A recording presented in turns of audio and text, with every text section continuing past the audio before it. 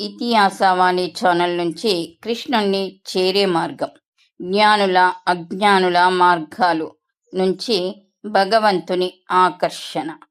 అనంతమైన విశ్వానికి అధిపతి, సర్వశక్తిమంతుడు, పరమ దయామయుడు అయిన శ్రీకృష్ణ పరమాత్ముడు తన దివ్య రూపం గురించి, తన తత్వం గురించి భగవద్గీతలో యథాతథంగా వివరించాడు.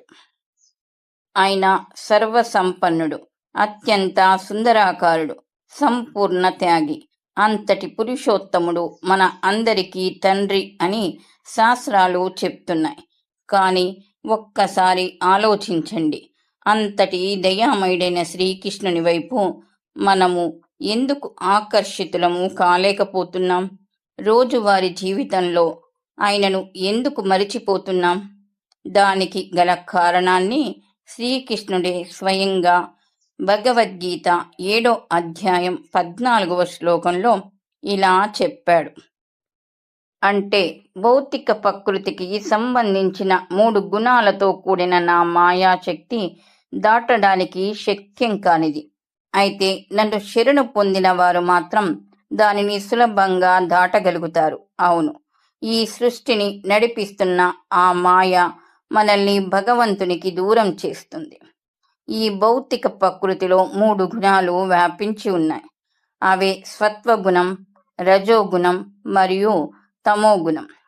ఈ సృష్టిలోని ప్రతి జీవి ఈ 3 గుణాల ప్రభావానికి లోబడే ఉంటుంది. భగవద్గీత 4వ అధ్యాయంలో పరమాత్ముడు ఇలా అంటాడు: చతుర్వర్ణం మాయా సృష్టం గుణకర్మ విభాగశ. అంటే మానవ సంఘాన్ని వారి వారి గుణాలు, వారు ఆచరించే కర్మలను బట్టి 4 విభాగాలుగా నేనే విభజించాను అని కృష్ణుడు చెప్పాడు. సత్వగుణ ప్రభావం ఎక్కువగా ఉండి జ్ఞానాన్ని అన్వేషించేవారు బ్రాహ్మణులు. రజోగుణ ప్రభావంతో సమాజ రక్షణ, పరిపాలన చేసేవారు క్షత్రియులు. రజో తమో గుణాలు రెండిటి చేత ప్రభావితులై వ్యాపారాలు చేసేవారు వైశ్యులు. కేవలం తమో గుణంతో శారీరక శ్రమ చేసేవారు శూద్రులు. ఇక్కడ మనం ఒక ముఖ్యమైన సత్యాన్ని గ్రహించాలి. ఇది జన్మను బట్టి గాని, సాంఘికమైన అంతస్తును బట్టి గాని ఏర్పరిచిన విభాగం కాదు.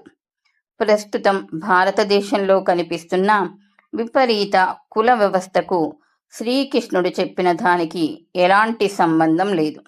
ఇది కేవలం వ్యక్తుల నైజం, వారి స్వభావం పట్టి ఏర్పడిన విభాగం. అందుకే ఇది ప్రపంచంలో ఉన్న మనుషులందరికీ వర్తిస్తుంది. మాయ అనే బంధనం తండ్రి కొడుకుల కథ. మరి ఈ 3 గుణాలు మనల్ని ఎలా బంధిస్తున్నాయి? సంస్కృతంలో గుణము అనే పదానికి మరొక అర్థం ఉంది. అదే త్రాడు. ఒక మనిషిని 3 బలమైన త్రాళ్లతో కట్టివేస్తే అతను ఎటూ కదలలేడు కదా. అలాగే సత్వ, రజో, తమో గుణాలనే 3 బలమైన తాళ్లతో మన కాళ్ళు చేతులు బంధించబడి ఉన్నాయి. ఈ మాయా బంధనంలో మనం చిక్కుకున్నామని మన అనుభవం ద్వారా మనకు తెలుస్తూనే ఉంది. దీనిని అర్థం చేసుకోవడానికి ఒక చిన్న కథ చెప్పుకుందాం. ఒక పరమ ఐశ్వర్యవంతుడైన కోటీశ్వరుడు ఉన్నాడు. ఆయనకు ఒకే ఒక్క కుమారుడు. ఆ కుమారునికి తండ్రితో ఏదో చిన్న అభిప్రాయ భేదం వచ్చింది. కోపంతో ఇండ్లు విడిచిపెట్టి వెళ్ళిపోయాడు. కాలక్రమేణా ఆ కుమారుడు పిచ్చివాడై తన తండ్రిని, తన ఐశ్వర్యాన్ని పూర్తిగా మర్చిపోయాడు. చివరకు అన్నం కోసం వీధుల్లో బిచ్చమెత్తుకుంటూ రోడ్ల పక్కనే నిద్రపోయే దురవస్థకు చేరుకున్నాడు. ఆ కుమారుని దుస్థితికి కారణమేమిటి? తన తండ్రిని విడిచిపెట్టడమే. అక్కడ సంపన్నుడైన తండ్రి తన కుమారుడు ఎప్పుడు ఇంటికి వస్తాడా అని ఆతృతతో ఎదురు చూస్తున్నాడు. ఈ విషయం ఆ పిచ్చివాడికి ఎవరైనా తెలియజేస్తే అతనికి ఎంత గొప్ప మేలు చేసినట్లవుతుంది. మనం కూడా సరిగ్గా అదే పరిస్థితిలో ఉన్నాం. సర్వశక్తిమంతుడు, మహాకీర్తిమంతుడైన ఆ శ్రీకృష్ణుని పుత్రులమైనప్పటికీ ఈ మాయలో పడి ఆ సంగతి పూర్తిగా మర్చిపోయాం. తండ్రిని మరిచిన ఆ కుమారుడిలాగే మనం కూడా ఈ భౌతిక ప్రపంచంలో నిరంతరం 3 విధాలైన దుఃఖాలతో బాధపడుతున్నాం. శాస్త్రాలు వీటినే తాపత్రయాలు అంటారు. మొదటిది ఆధ్యాత్మికం. మన శరీరం వలన, మనసు వలన కలిగే బాధలు, రోగాలు, ఆందోళనలు. రెండవది అధిభౌతికం. ఇతర జీవుల వలన, సమాజం వలన, శత్రువుల వలన కలిగే బాధలు. మూడవది అధిదైవికం. ప్రకృతి వైపరీత్యాల వల్ల, చలి, ఎండ, వరదలు, భూకంపాల వల్ల కలిగే బాధలు. ఈ త్రిగుణాల మాయలో ఉండటం వల్ల మనం ఈ దుఃఖాలను లెక్క చేయడం లేదు. కానీ చైతన్యాన్ని వృద్ధి చేసుకున్న తెలివిగలవాడు ఒకరోజు ఆలోచిస్తాడు, నేను ఈ దుఃఖాలను కోరుకోవడం లేదు కదా, అయినా నేనెందుకు బాధపడుతున్నాను? జన్మ, మృత్యువు, ముసలితనము, వ్యాధులు నన్ను ఎందుకు వేధిస్తున్నాయి అని ప్రశ్నించుకుంటాడు. ఈ ప్రశ్న ఎప్పుడైతే పుడుతుందో అప్పుడే మనిషి కృష్ణ చైతన్యం వైపు అడుగులు వేయడం ప్రారంభిస్తాడు.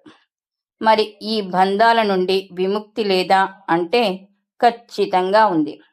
తనను శరణు వేడిన వారెవ్వరైనా వెంటనే ఈ బంధనాల నుంచి విముక్తులవుతారని శ్రీకృష్ణుడు అభయమిస్తున్నాడు. తండ్రి దగ్గరకు కొడుకు చేరుకోవడం కష్టమైన పనా? ఎంత మాత్రమూ కాదు. అది చాలా సహజమైనది. మనం భగవంతుణ్ణి సమీపించి ఆయన పాదాలపై వ్రాలితే మనకు ఎలాంటి నష్టం లేదు. పైగా అది ఎంతో కీర్తిదాయకం. భగవద్గీత ఉపసంహారంలో 18వ అధ్యాయం 66వ శ్లోకంలో శ్రీకృష్ణుడు పరమ రహస్యాన్ని ఇలా ప్రకటించాడు. అర్జున, అన్ని ధర్మాలను విడిచి నన్ను ఒక్కడినే శరణు పొందు. అన్ని పాప ఫలితాల నుంచి నిన్ను నేను విముక్తుణ్ణి చేస్తాను. భయపడకు. బిడ్డ తల్లిదండ్రుల రక్షణలో ఉన్నప్పుడు నిర్భయంగా ఎలా ఉంటాడో, భగవంతుని ఆశ్రయించిన వాడికి ఈ లోకంలో దేనికి భయం ఉండదు. భగవంతుణ్ణి శరణు వేడడం అంత సులువైనప్పుడు మనుషులు ఎందుకు ఆ పని చేయడం లేదు? నేటి ఆధునిక ప్రపంచంలో విజ్ఞాన శాస్త్రం, నాగరికత పెరిగాయి, కానీ మానవుడు మరింత అజ్ఞానంలోకి వెడుతున్నాడు. ప్రకృతి నిజం, భగవంతుడు అబద్ధం అంటూ దేవదేవుణ్ణి లెక్క చేయడం లేదు. అందుకే ప్రకృతి వారిని ఈ 3 దుఃఖాలతో నిరంతరం బాధిస్తుంది. మనుషులు ఎందుకు భగవంతుణ్ణి వెతకడం లేదు అనే దానికి కృష్ణుడు గీతలో ఒక స్పష్టమైన కొలబద్దను ఇచ్చాడు. దుష్కృతులు శాస్త్ర విధులను ధిక్కరించి నిషిద్ధ కర్మలు చేసేవారు. మూఢులు, విజ్ఞానం ఉన్న వివేకం లేని మూర్ఖులు, నరదాములు. ఎన్నో జన్మల పుణ్యఫలం వల్ల మానవ జన్మ లభించిన దానిని భగవతత్వాన్ని తెలుసుకోవడానికి ఉపయోగించని వారు. మాయయ పౌరుత జ్ఞాన, మాయ చేత జ్ఞానం అపహరించబడిన వారు. అసురం భావమాశ్రిత, రాక్షస స్వభావం కల నాస్తికులు. ఈ 4 వర్గాల వారు భగవంతుణ్ణి ఆశ్రయించరు. జంతువులలాగే కేవలం ఆహారం, నిద్ర, భయము, మైథునానికే పరిమితమై జీవితాన్ని వృధా చేసుకుంటారు. మరి భగవంతుణ్ణి ఆశ్రయించే సుకృతులు ఎవరు? వారు కూడా 4 రకాలు: ఆర్తులు, అర్థార్థులు, జిజ్ఞాసులు మరియు జ్ఞానులు. వీరిలో జ్ఞాని అత్యుత్తముడు అని శ్రీకృష్ణుడు చెప్తున్నాడు. నిజమైన జ్ఞాని భౌతిక సుఖాల కోసం, అన్న వస్త్రాల కోసం భగవంతుణ్ణి వేడుకోడు. కష్టాలు వచ్చినా అది భగవంతుని దయ అని భావిస్తాడు. మాన అవమానాలు శరీరానికే కాని ఆత్మకు కావని గ్రహిస్తాడు. అలాంటి నిశ్చల భక్తి గల జ్ఞాని అంటే శ్రీకృష్ణునికి అత్యంత ప్రీతి. మతాల పేరుతో కలహించుకునేవారు, భగవంతునికి రూపం లేదని వాదించేవారు నిజమైన జ్ఞానులు కారు. జ్ఞానం ఉన్నవానికి భగవంతుడు ఒక్కడే అని, ఆయన సర్వవ్యాపి అని తెలుస్తుంది. ఆయన ఎల్లప్పుడూ మన పక్కనే, మన హృదయంలోనే ఉండి మనం ఎప్పుడు ఆయన వైపు తిరుగుతామా అని ఎదురు చూస్తుంటాడు.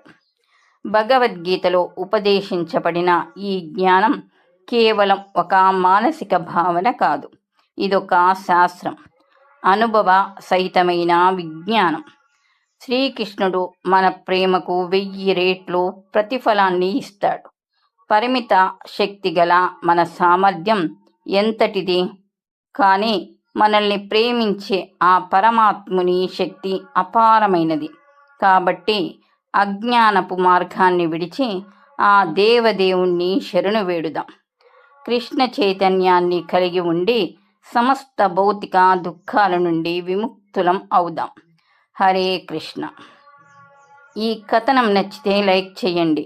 మరిన్ని మంచి కథనాల కొరకు మా ఛానల్ని సబ్స్క్రైబ్ చేసుకోండి.